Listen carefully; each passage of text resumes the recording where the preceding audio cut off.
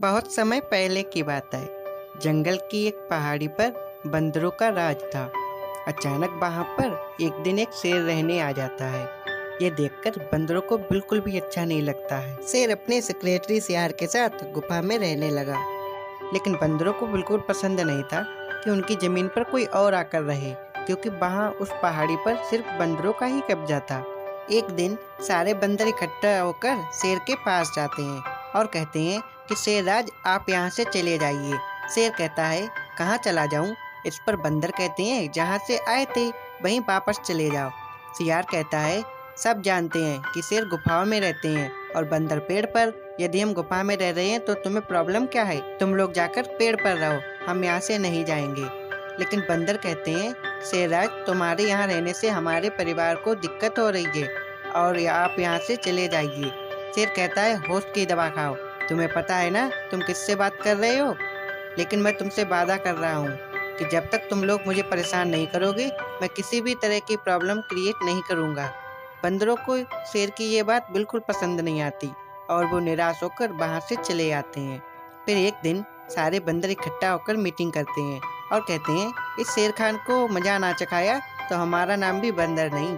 और उसी दिन से वो शेर खान को परेशान करने की तैयारियां शुरू कर देते हैं। कभी वो आराम कर रहे शेर को परेशान करने के लिए पहाड़ी से बड़ा पत्थर गिरा देते, तो कभी रात को सोते हुए शेर के पैर बांधकर उसे परेशान करने लगे। एक दिन शेर सियार से कहता है कि शिकार करने के बाद पानी पीने के लिए तालाब पर जाना बहुत बोरिंग लगता है। तुम कल से मेरे लिए पानी गुफा में ही रख देना। बंदर ये बात सुन लेते हैं और उसके दिमाग में उसे परेशान करने का आइडिया आ जाता है। सियार अगले दिन से पानी लाकर गुफा के पास रखने लगा, लेकिन बंदर भी उसे परेशान करने के लिए बिल्कुल तैयार थे।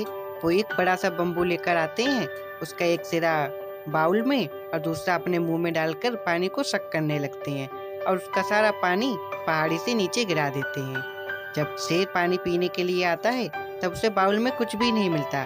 तब वो सियार को बहुत फटकार लगाता है, लेकिन सियार कहता है, मैंने तो पानी भरकर रखा था, शायद लगता है धूप की वजह से सूख गया होगा। कल से मैं और ज्यादा पानी लेकर आया करूंगा। अगले दिन सियार फिर से पानी लेकर आया, लेकिन बंदरों ने फिर से बम्बू को बाउल में लगाया और उसका सारा पानी पहाड़ी से नीचे गिरा दिया। शेर खान फिर से पानी पीने आया तो उसे पानी नहीं मिला। उसने फिर से सियार को डांटा कि इसमें तो बिल्कुल भी पानी नहीं है, लेकिन सियार ने कहा, मैं तो बिल्कुल भरकर लाया था, पता नहीं कहाँ चला गया पानी। और अगले दिन वह फिर से पानी लेकर आया और शेर खान के साथ छुपकर गुफा में बैठ गया और देखने लगे कि आखिर ये पानी जाता कहाँ है। बंदर फिर से आए और उसका सारा पानी उन्होंने नीचे गिरा दिया। शेर खान ने कुछ भी नहीं बोला। सियार बोला, महाराज, आपने देखा ये सब बंदर कर रहे थे, आपने ये सब देखा फिर भी आपने कुछ नहीं कहा। ये सब आपके एक एक पंजे के बराबर ही है, आप चाहें तो इन्हें अभी खत्म कर सकते हैं।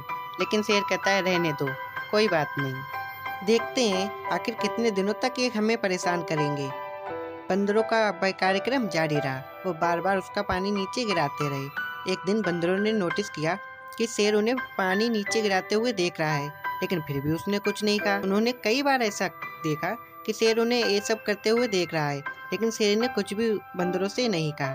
तो एक दिन उन्होंने नोटिस किया कि अब शेर खान बहुत ही जल्दी शिकार कर कर वापस आ जाता है और उनके दिमाग में ये आने लगा कि आखिर शेर उन्हें कुछ बोल क्यों नहीं रहा है। एक दिन परेशान होकर सभी बंदर फिर से शेर के पास जाते हैं और उससे कहते हैं कि शेर खान, हम बहुत परेशान हैं। इस पर शेर कहता है, क्यों? मैंने तो तुम्हें परेशान नहीं किया। इस पर वो कहते हैं, यही तो परेशानी है कि तुमने मुझे परेशान नहीं किया। हम तुम्हारा 2 महीने से लगातार पानी नीचे गिरा रहे हैं, क्या तुमने देखा नहीं? वह कहता है, हाँ मैंने देखा। उनमें से एक कहता है, फिर तुमने हमसे कुछ कहा क्यों नहीं? हम तुम्हें इतना परेशान कर रहे हैं, तुम्हारा पानी लगातार नीचे गिरा रहे हैं, तुम्हारा नुकसान कर रहे हैं, फिर भी तुमने कुछ नहीं कहा।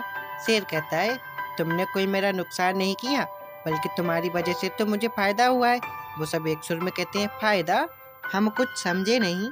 तब वह बताता है कि तुम सब लगातार 2 महीने से पानी पहाड़ी से नीचे गिरा रहे हो, जिसकी वजह से पहाड़ी के नीचे हरी हरी घास उगाई है, जिसे चरने के लिए बहुत सारे जानवर आते हैं।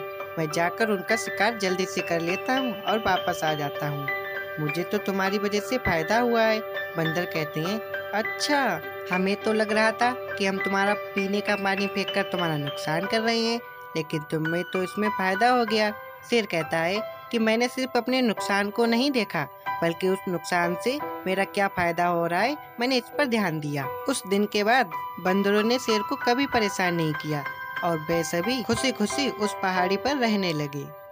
इस कहानी से हमें शिक्षा मिलती है कि अगर कोई व्यक्ति हमारा नुकसान कर रहा है तो हमें सिर्फ उस नुकसान पर ध्यान नहीं देना चाहिए, बल्कि उस नुकसान से होने वाले फायदे को ढूंढ लेना चाहिए।